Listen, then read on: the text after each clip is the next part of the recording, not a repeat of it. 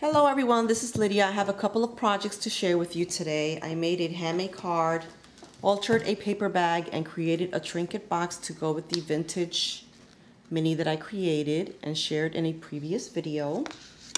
So I used the Lady Couture stack by DCWV. This collection has a lot of very pretty prints. So here's the card. The card measures 5.5 by 5.5. And I did not use any distress inks on these projects. I added this black lace trim that Karen sent me in a rag. Thank you, Karen. I love it. Pretty scallop trim. And right here I have a bit of crochet trim that Leonie sent me in a rag. Thank you, Leonie. This is a Sizzix die for the leaves. For the flower, I used tattered florals. I added a little buckle and a flat back pearl. I have some black flower trim here, some beaded trim. Here's another piece of the crochet trim that Leonie sent me. Martha Stewart butterfly, and then I had this tiny cleavage. I had this tiny bling.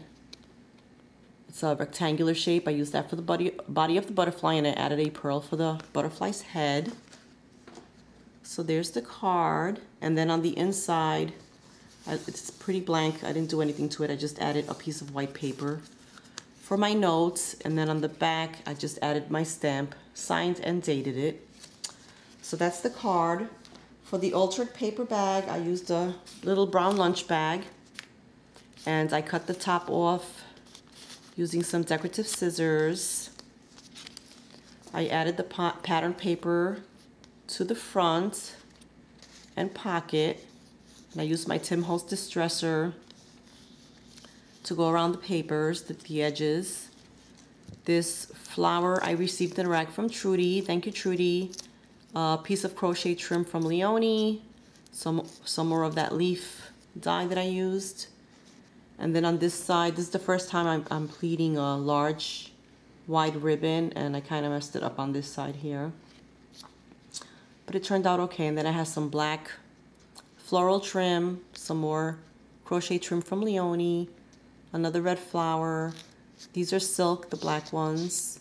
Another Martha Stewart butterfly, gem for the body, rectangular shape. A little red bead for the head.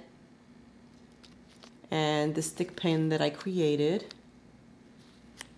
And then inside the pocket, I have my little envelope and card. I altered this clothespin. I just added some paper from the collection and a turquoise button, and it says, what does it say? It says chapter on the button. And then the envelope is from Michaels, and then I just fashioned the card using some of the designer paper. So that tucks in there. And then on the back, I just added some more paper from the collection, and I signed and dated it. And I will add goodies in this paper bag, altered lunch bag. These are really fun to make. And then my third project, I altered a little a box. This was a box that I received.